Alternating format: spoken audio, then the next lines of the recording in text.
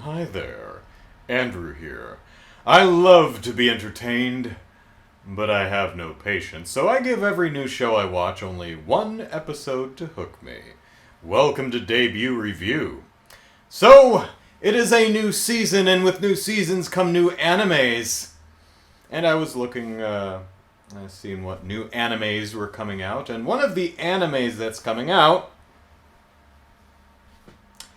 is Don't Toy With Me, Miss Nagatoro. Now, I watched the trailer for this, and it appears to be about school kids, because we can never have enough anime about kids in school. Do they pilot giant robots, too? So the premise of this seems to be there's a kid, and he's in school, so he's a school kid in school with other kids who are school kids. And he is ruthlessly and repeatedly bullied and sexually assaulted by a classmate.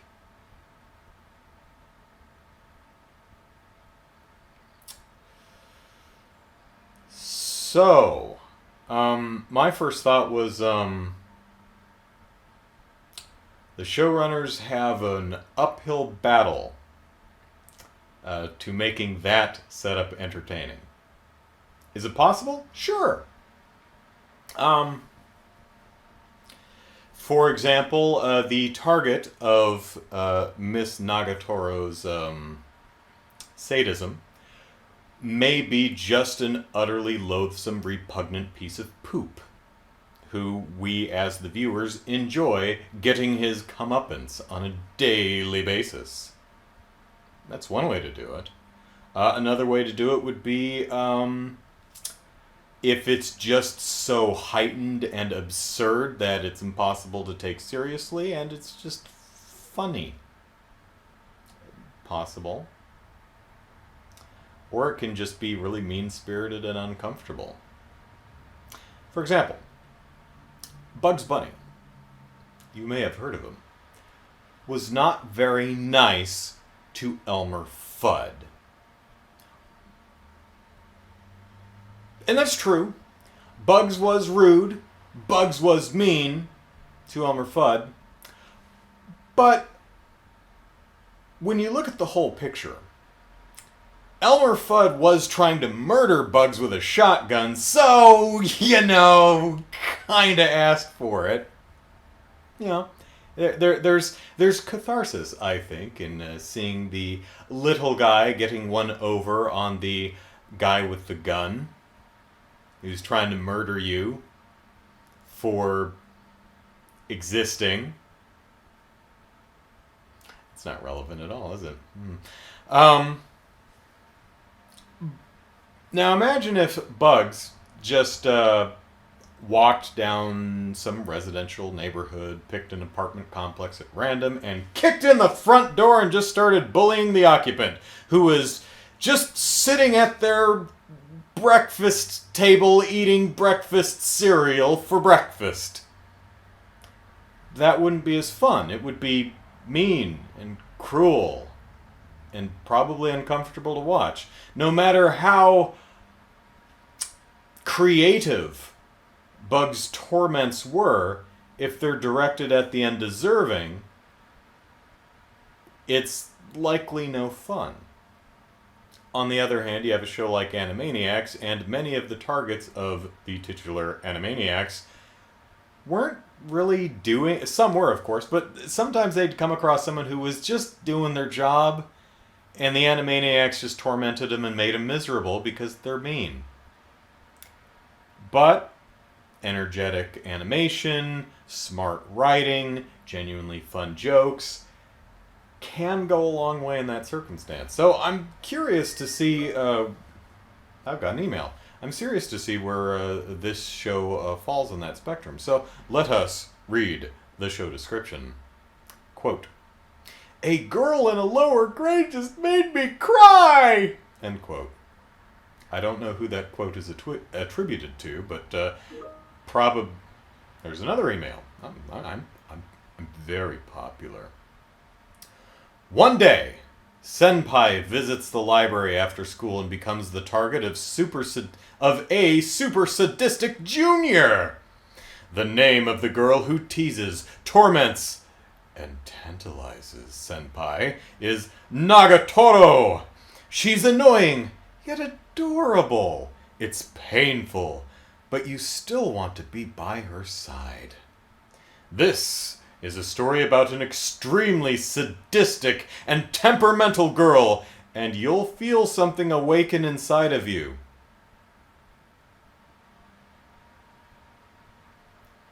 Story about an extremely sadistic and temperamental girl, and you'll feel something awaken inside of you.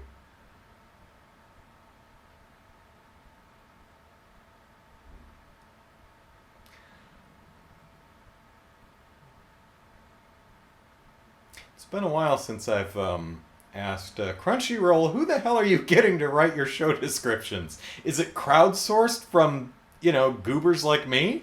Can I just write show descriptions for you? Because this isn't the worst I've ever read on your site, but it could be better. Yeah. Anyway, don't toy with me, Miss Nagatoro. Let's see how it is.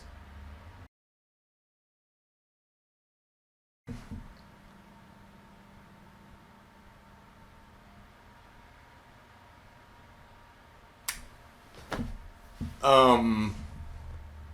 Hmm.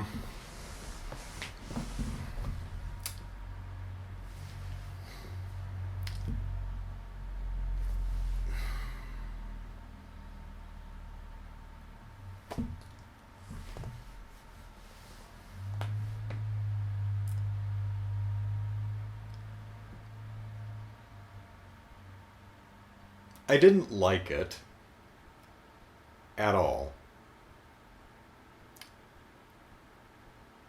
I didn't hate it. I didn't find it repugnant or loathsome or offensive to my delicate sensibilities. I just didn't think the first episode was very good and didn't do anything to compel me to tune into the next episode. I went into this thinking, how do you make this premise good? And I hypothesized that one way to do it is to make Senpai, the school kid who gets tormented by his junior, just a craphead, just a nasty jerk who deserves what he gets. That's not what they do here. He's appears to be a lifelong victim of bullying, so he is very standoffish, keeps to himself, appears to suffer from some fairly crippling social anxiety, especially around women. He also appears to be possibly a bit sexist. I don't think that's what they're going for, but his specific reaction to seeing girls chatting away in a library. Granted, he went to the library to study, and there's a group of girls sitting in the library, which is a pretty small library. It's basically one room with 2 stacks of books. Shelf stacks. Not just a couple stacks on the floor. No. A group of girls sitting at a table just whiling away their lunch hour after school. Don't know what time of day it is, but there's no teacher there. There's no teacher anywhere. Are there teachers at this school? How many anime have you seen where there doesn't appear to actually be... Do these kids actually take classes, or do they just hang out in an empty building unsupervised? There is a sign on the librarian desk that says, teacher is away, be quiet, or something like that. The girls are ignoring that. They're sitting there eating chips and playing on their phones and laughing and talking to each other. Not a great place to study when people are in there doing that, especially when it's a small room. Is that annoying? Yeah. Should they be doing that? No. But it's his specific reaction, specifically his internal monologue, that makes me think this guy's probably sexist. It says he's thinking, I hate that type. Never gonna have anything to do with that type. It's like, oh, dude, no. Now, if you're having a problem with people being loud in the library, hey, totally get you. But his internal monologue made it seem as if his complaint was specifically gendered. Not cool, yo. So not only is he a victim of bullying, and as a result, I would assume, suffers from said social anxiety, he's also ridiculously klutzy and knocks his book bag on the floor, spilling his self-drawn manga all over the floor, which the girls see and promptly make fun of because it's admittedly well drawn. He has some artistic talent, but it's really self-insert fanfic romantic bullcrap, you know? Where he's the hero of his story wooing the maiden, and it's like, this is not in and of itself offensive, but it is pretty lame. He's got, I hesitate to say regressive ideas about women, but certainly, at the very least, no ideas. Probably because he's, standoffish and keeps to himself and doesn't socialize and doesn't know anything about other people other than what he reads in his comic books and watches on TV. And that's not the best way to learn about the world, I suppose, depending on which society you're reading books and watching TV in. Mine, not a great way to learn about people in the world at large. Not that you shouldn't watch it, just that you need to watch it with the proper understanding of the context surrounding it. So, boy, there was a tangent. What the hell was I even talking about? Oh, so where I was going with that. So, is he a loathsome human being? No. He kind of sucks. But is he deserving of, mean treatment? No. Doesn't seem to, at least so far. So my other thought was, maybe if it's just really heightened and cartoony and slapstick and just, bonkers, Three Stooges, Animaniacs level non-reality, it could be funny. No. With one exception, it's all fairly realistically presented as these are real people who exist in a world that obey our rules of physics and reality. There is one exception towards the end of the episode where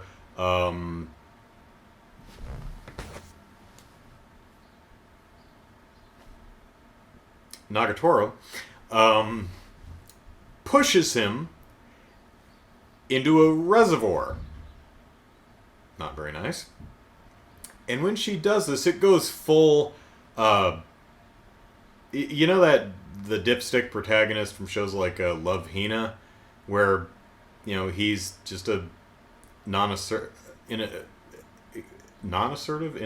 can't assert himself, loser who is constantly being punched. He'll walk into a room and, oh my gosh, I'm getting dressed, kapow, and he goes literally flying through the air 6 million miles and twinkle in the star.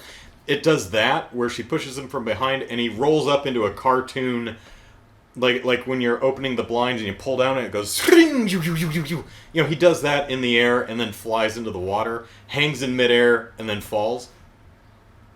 Which is inconsistent with how everything had been rendered up to this point, so kind of weird. But other than that one instance, it also just wasn't very funny.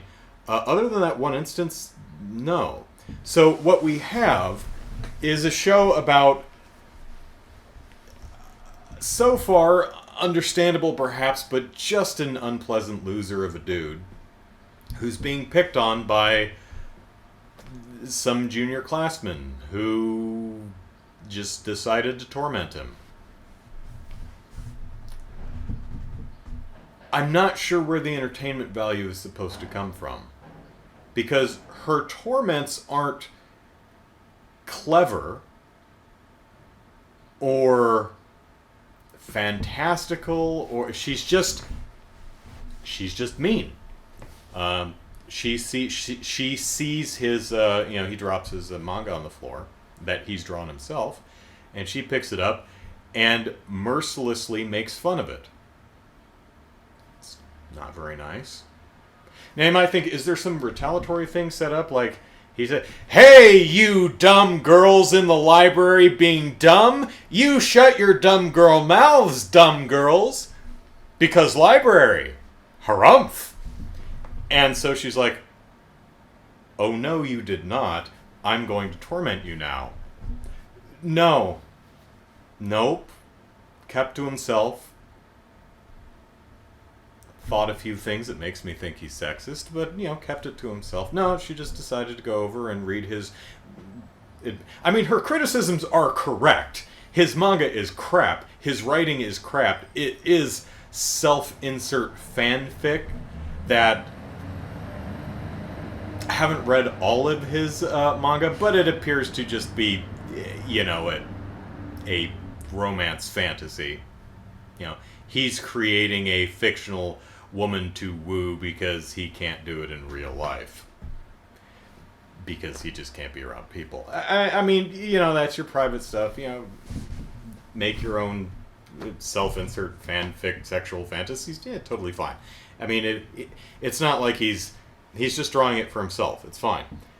But no, she teases him to the point where he cries, and then she mops up his tears with a handkerchief, and then gives him the handkerchief, which he then launders and returns to her the next day. Okay.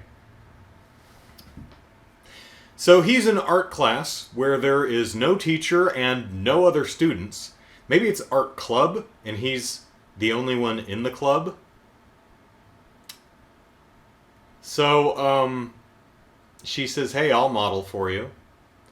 And, of course, teases him, "Maybe I should unbutton my shirt a bit, ooh." Because he reacts like an idiot to literally everything. Stop it, dude. I know you're socially anxious. I don't like crowds either, but... or other people. Or this show. Or you! Now, there's no right way to react in social situations, or rather, there's certainly wrong ways. But, if crowds make you uncomfortable, if everything triggers your anxiety, hey, I get it.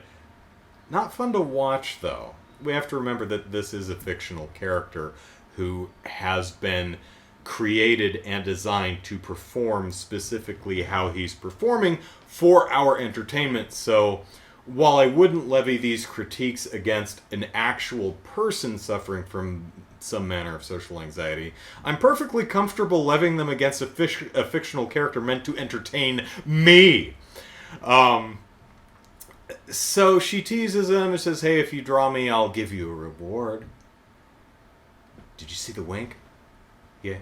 Got an idea of what the reward might be? Yeah. So he draws her, and she sees it. She says, "Now close your eyes." And she gets up in his face, and he purses his lips, and then she flicks him in the nose. "Ah, you thought I was going to kiss you." Well, yeah, of course I did.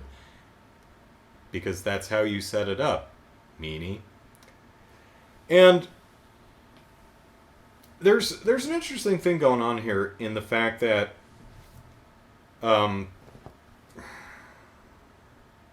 Nagatoro, what her critiques of his actions and his work are valid, they're just mean. Like her critiques of his manga, perfectly valid. Still, he didn't ask you to read it, let alone your opinion on it. He didn't interrupt your social time in the library. So, again, not a retaliatory thing. Her critique of his drawing of her, very interesting, because it's the same thing I noticed. She's sitting there, with her hands in her lap, knees pressed together, and he draws a full portrait of her. And the first thing I noticed when the show showed off the drawing is he didn't really draw her legs. Like he drew her face and her outline, but kind of left the thigh detail to the imagination. And she picked up on that immediately. She's like, "What are you? You got a problem with lady thighs? Don't want to draw my thighs, you weenie?" And mean, but also insightful and accurate. And I say insightful because it's something I picked up on, and if you pick up on something I pick up on, it's because I'm being insightful.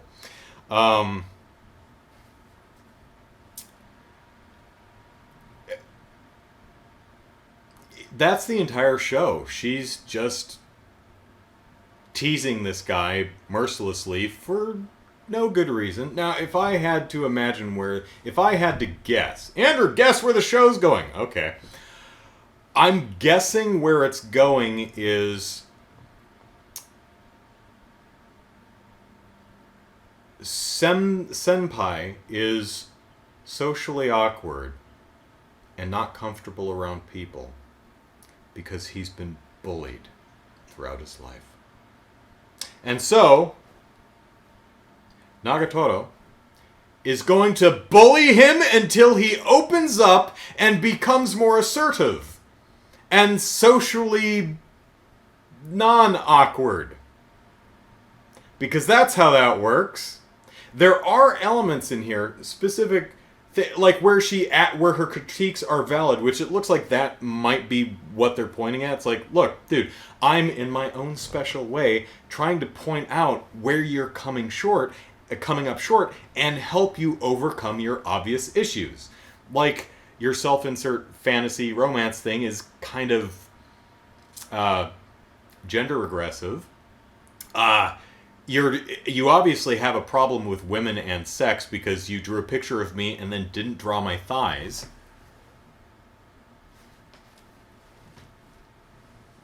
I think there's a show here. I think there might be an interesting character study where we have a person who is coming up short in several areas. Someone recognizes that and works through interesting means to help him overcome that in her own way. I don't think this is that. But if I had to guess, and I don't, but I will because I can, that's probably where this show's going. She's going to make him into she's going to bring him out of his shell by force. There's a crab at the front of the show that's wall-eyed, and it's funny looking. I just thought I'd put that out there. Visually, show's fine. Design is okay. It does have a couple design elements that I really don't like. For example, one of Nagatoro's... Susan. One of Nagatoro's friends at the library table, her face, her mouth, is drawn how you would draw a simple cat mouth. That's a common thing that you'll see in anime, like, sweat bubbles for nervousness. I hate that. It looks dumb. I don't like that. It's usually done for, mischievous characters.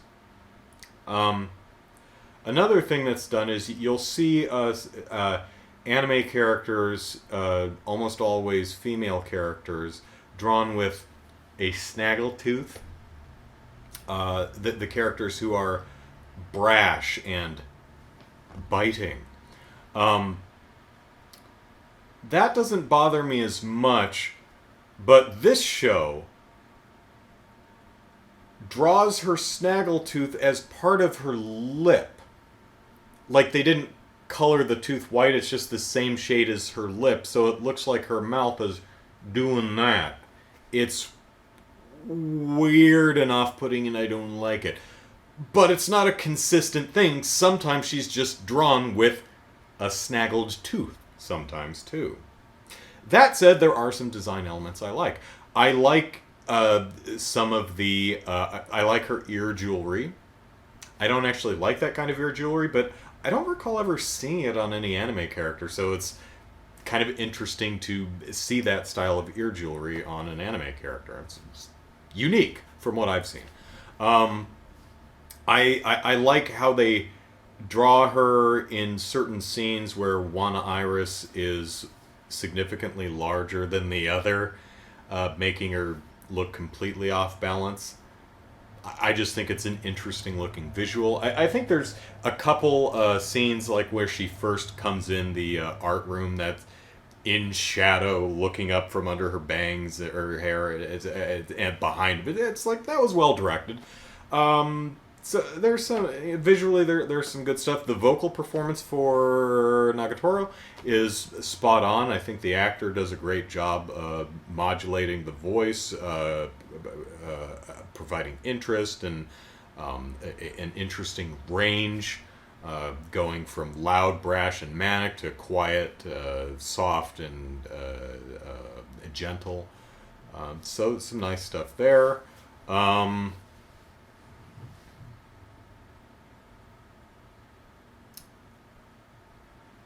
Have you heard of Peanuts? The comic strip. It's been around a while. You might have heard of it. Charlie Brown, you know? Yeah, you're hip. You know what I'm talking about. There is a long running joke in the Peanuts lore where Lucy, one of the characters, says to Charlie Brown, "Hey, Charlie Brown." "Yes, Lucy," says Charlie Brown. "I'm going to hold a football right here." "Okay. What you're going to do is you're going to run and kick it like a football that it is." Charlie Brown says, "Okay." And he runs and he kicks at the football and she pulls the football away so he misses the football and falls on his ass. Ha ha ha! That's mean. And Charlie is, "Oh, you wily Lucy." So the next day, Lucy says, "Okay, I'm sorry, that was mean. Here, I'll hold the football, you kick it." And he runs and he kicks and she pulls it away and he misses and he falls on his ass again and she laughs. She does this every day for decades. She's still doing this. Mr. Brown has still not learned his lesson. Or snapped and kicked her in the head. You know, I think at some point he'd stop aiming for the football and just aim for her ass, you know. But no. That's the joke, you see. Sometimes a joke that's not funny, driven into the ground, circles around to actually being funny. Charlie and Lucy and the football is not one of them, to me. And it appears that "Don't Toy With Me, Miss Nagatoro" is not that either.